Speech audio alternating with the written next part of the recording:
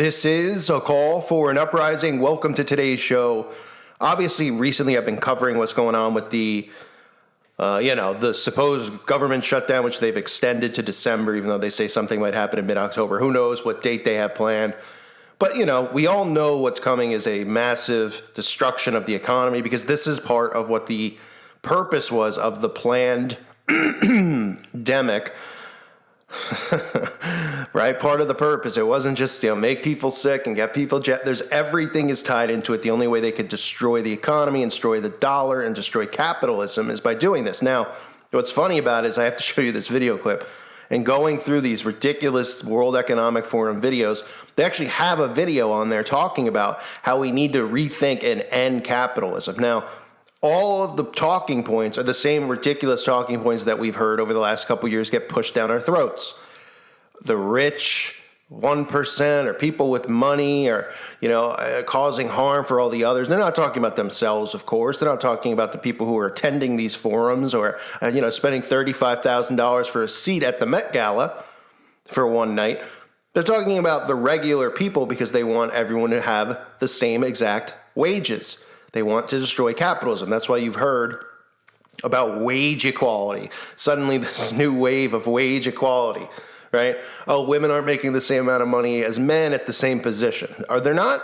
Oh, then they should be able to sue, right? A guy comes in for a job and a woman comes in for a job. They offer the man $10,000 more. Huh? What company is doing this? This company wants to be sued and taken out of business immediately? Because that's what would happen if those things were really occurring. This is just to prep people for the dangers of capitalism because it's not making everything equal. And we have a society now where obviously the youth out there, they're never going to, they don't work. They don't do anything. They sit around and play video games. You see some of these people who have YouTube channels who are trying to push the liberal movement. All they do is watch videos like mine, and then they attack and bully me. Right? And that's what they consider working, and making content is just them talking crap day and night. YouTube, of course, allows that.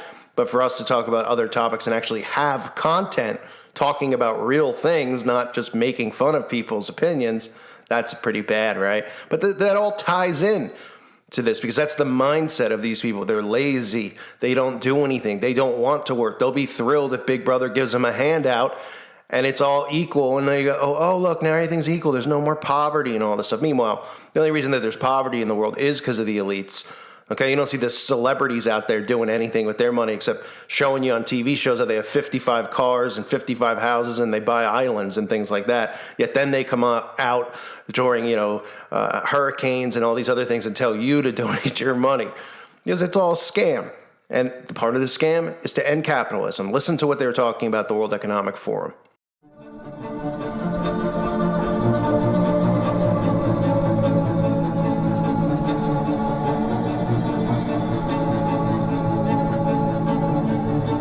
We want an end to the profit at all costs mentality, because if we don't build an economic future with people at the centre in a sustainable frame where we are respectful of our planetary boundaries and the need to change our energy and technology systems to have a living planet for human beings, the world could fund it right now, and yet 70% of the world's people have no social protection. That's respectful of public services and not simply trying to make profit of them. I believe it is very important for countries to recognize that, there are some essential services that need to be provided in terms of healthcare, in terms of education, in terms of good governance, in terms of social safety, that cannot be compromised on. This is a virus that doesn't respect borders. It crosses borders, and as long as it is in full strength in any part of the world, it's affecting everybody else. So this requires global cooperation to deal with it. Countries, they have to find ways of raising revenues, and progressive taxation could be one form of it. We talked about solidarity tax that may be needed in some countries. Nature strikes in ways that we cannot imagine, and we've seen one, and climate change could be even worse. And so we have to prepare for that. But the question is, how do we get planet-friendly way of doing economic activity. What is needed, of course, is to ramp up production of alternative forms of energy. Second, to have infrastructure that's much more climate-friendly. And in both these measures, the public sector can play a very big role. We set up a new world order after World War II. We're now in a different world than we were then. What can we be doing differently? And the World Economic Forum, I think, has a big responsibility in that as well, to be pushing the reset button and looking at how to create well-being for people and for the earth. I think the key is to put the health of people and the planet first. And that's what's happening on COVID-19. And that's what has not yet happened on climate change in many cases, because the fossil fuel interests and the large industrial farming interests, they want to keep things the way that they are. There's big vested interests that want their health to come before people's health and the planet's health. And what we're learning from this crisis and pandemic is it is possible to switch it.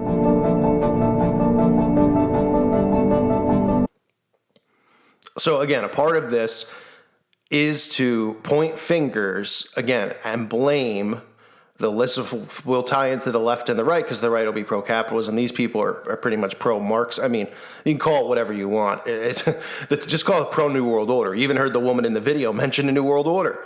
I mean, they're mentioning it more and more. But what I do last month, a video about the woman in Australia, she's like, well, we'll see about social distancing and what that'll look like in the New World Order. I mean, we've only been called crazy talking about that forever, and now they're openly calling what's going on a New World Order and a great reset, and people think that it's in their best interest. Oh, okay, you won't be able to make, you only be able to make X amount of dollars. This person will make as much money as that person. And people are like, that's good, because we don't need competition, and we don't need people who work harder to make more money than people who don't do anything.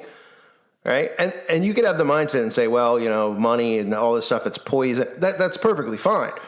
But when you have a society where everybody's making the same amount, except for these people who are going to control it, they're just going to end up controlling more resources. They're going to be controlling more of everything, as if they don't already. They don't want people to be able to gain money or acquire wealth, because they're afraid of what they might do with that as far as something against them, and keeping everybody held down, equal. And then they are dependent on Big Brother to feed them, to financially give them money, to pat them on the rear end, right? And these people are openly talking about this stuff. Nobody could pick any of these people out of a lineup, right? The Great Economic Forum. Who is this person? Who is that person? Why are they talking? Why do I care about their opinion? Oh, well, I should care about their opinion because this is what they're doing, whether you like it or not. And no one elected these people. And no one put these people in these positions except themselves. And then you see, them talking on stage, and you have Biden and Leonardo DiCaprio and the crowd, and people don't realize what this whole thing has been about from the get-go. They've been worked and socially engineered by celebrities to be influenced into wanting these things. The politicians are just the puppets, the talking heads. They don't even have power. But these people have the power, right? So they're going to come in and they're going to tell you that capitalism needs to be destroyed so that they can take away things, and then you won't own anything anymore. And everyone's like, that sounds great. We're not going to own anything. Well, look, I get it. When the trumpets sound, everything's going to burn. You don't store up treasure here. But you don't want Big Brother to own everything. That's the problem. Because then you're fully dependent on Big Brother. That means you can't get off the grid, even though you're still controlled because they own the land. It just means worse and worse and worse for you. How much food you can acquire. You won't be able to stock up food. You won't be able to stock up toilet paper. You won't be able to do any of the stuff they're trying to warn you, about now by saying, oh, there's going to be food shortages. You won't be able to, because they're going to come in and say, well, now there's no more food shortages. There's no more they'll just put talking heads on the TV. Oh, people aren't over consuming anymore. So now there's more food for the world. And all these idiots will think that really is what happened, and they'll go along with it. But we'll end up giving everything to Big Brother with the destruction of capitalism. Total control. I mean, they already have it. I get it. But boy, people are clamoring for this. They want this. They don't realize the dangers of it. And then again, who elected these people? No one did. No one.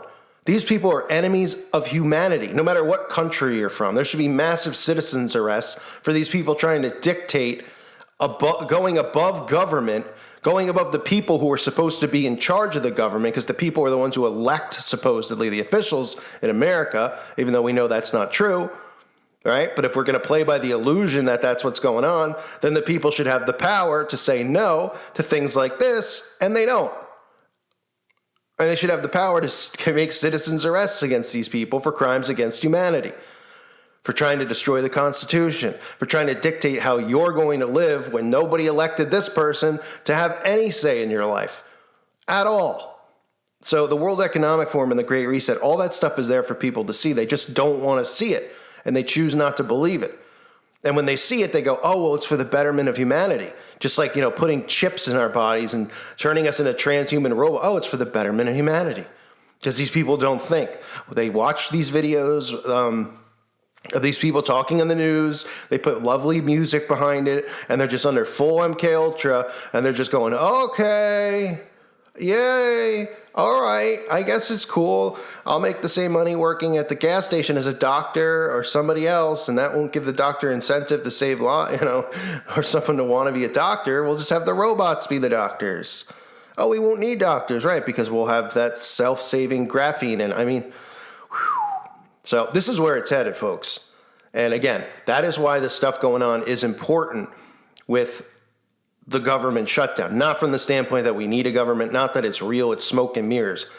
That mixed with the demic, these are the ways that they're going to be able to destroy the economies of the world and come back in with a new currency, a world currency, and everybody will love it and be thrilled about it. But first, they got to destroy it. And that's what you're seeing go on now.